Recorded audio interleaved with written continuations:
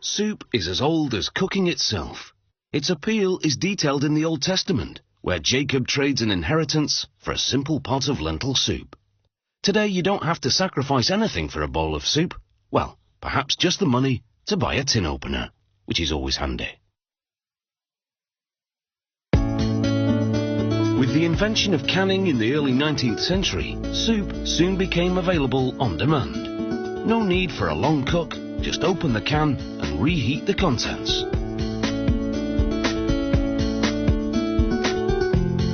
To manufacture lentil soup, they first make a soup base. They load measured amounts into a heated mixer, beginning with pureed garlic. The mixer's walls are steam jacketed, so the mix will cook evenly with no scorching on the bottom. The next ingredient is olive oil. They activate the steam heat and the garlic begins to sizzle. They add chopped onion. The mixing blades gently toss the ingredients as they gently fry. They blend in diced celery and cook until translucent. The next ingredients take the flavour up a level. They include chopped carrots, sea salt and spices.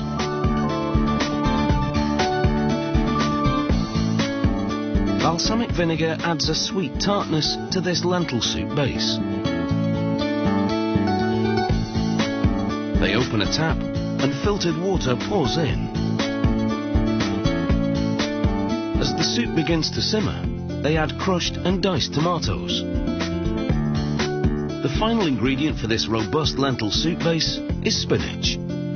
Mixing it makes for an enticing colour, and as the ingredients cook, they become increasingly aromatic. Meanwhile, raw peeled potatoes are on their way to a hopper. The slats prevent the potatoes from rolling back as they make the climb. From the hopper, the potatoes slide down a chute and into a revolving drum with cross-cutting blades. The blades cut them into small cubes and spit them out. After passing a metal detector, the potato cubes land in a bin. In small cube form, they'll cook quicker. Next, lentils hard and dried surge in a steady stream onto a revolving table. The table has openings that lead to little chutes with doors.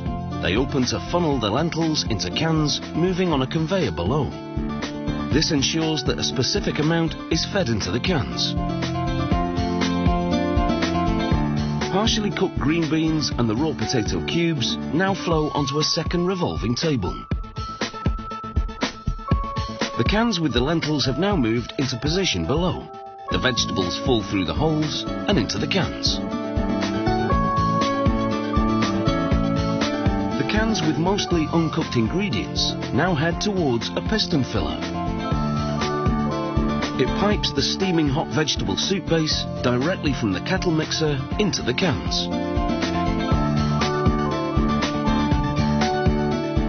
In the hot liquid, the lentils, potatoes and green beans at the base of the can cook a little and soften up. Sensors detect the approach of the cans and cue up the lids. The lids drop one by one onto the cans below. A device then interlocks the rims of the cans and the lids for a hermetic seal. The cans move into another lane, then travel past an X-ray machine. It scans the soup inside for metal contaminants, like stray bolts or screws. If the images are clear, the cans of soup move on to a giant pressure cooker. Here the contents cook for about half an hour. Pressure cooking simulates the effect of a long simmer in a fraction of the time. The soup then cools for 10 minutes. It's now thoroughly cooked and preserved. Now on their sides with glue applied, the cans of lentil soup get their labels. They produce over 15,000 cans of lentil soup an hour at this factory. That's 105,000 cans in one shift. Now that is what I call soup on a biblical scale.